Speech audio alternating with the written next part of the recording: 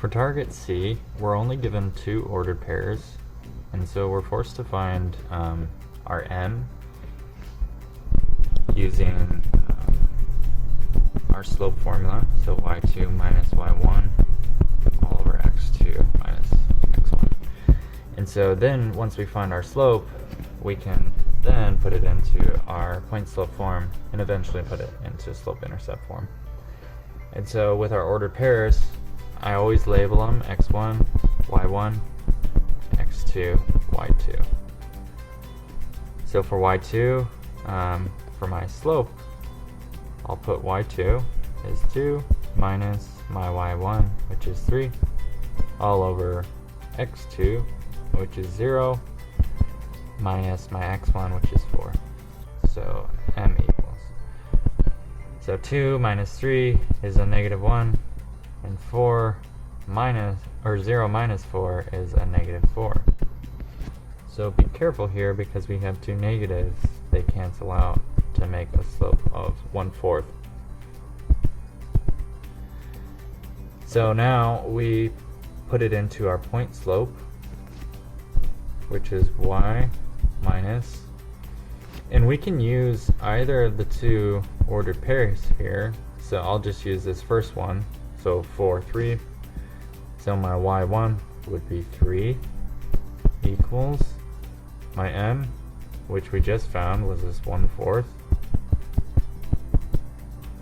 parentheses, x, and then I have to do my x1, so minus, and my x1 is 4, and that's my final answer.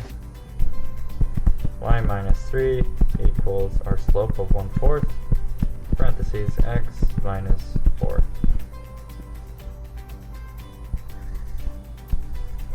For a problem like this, we're going to put all the pieces together and convert our point slope form, which is y minus y1 equals m parentheses x minus x1 into slope intercept form.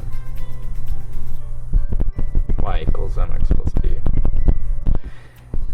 And I guess before we even do any of that, we have to find our slope, which is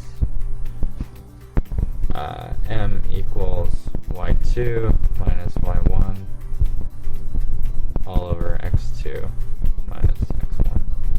So this is kind of the flow of things. And so to do number 6, I'll label my x1, y1, x2, y2, and then I'll do my slope, which is this formula right here. So m equals y2, which is negative 3, minus my y1, which is 3, all divided by x2 minus x1, which is a negative 1. So before I do anything, I like to kind of clean up things. So since this bottom fraction, the denominator, has two negatives, I'll make them both positive. So really, if I do negative 3 minus 3, that's like adding negatives, so I get a negative 6, and 2 plus 1 is 3. And if we reduce that fraction, negative 6 minus 3, or divided by 3, is a negative 2. So our slope is negative 2. So that's one piece of the puzzle. So this is kind of like step 1.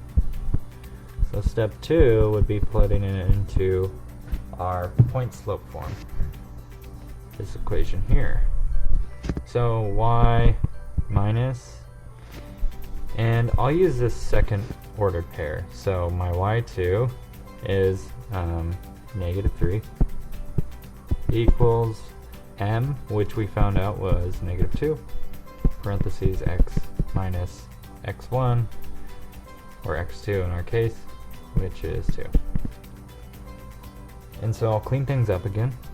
So double negatives over here cause them to go positive. And so my final equation is y plus 3 equals negative 2 x minus 2. And then kind of like our third kind of final step here is to distribute this negative 2 inwards to both terms, and then eventually move that 3 on the left hand side to get y alone. And so negative 2 times x is a negative 2x, and negative 2 times negative 2 is a positive 4 because it's 2 negatives. And then we'll bring down that y plus 3.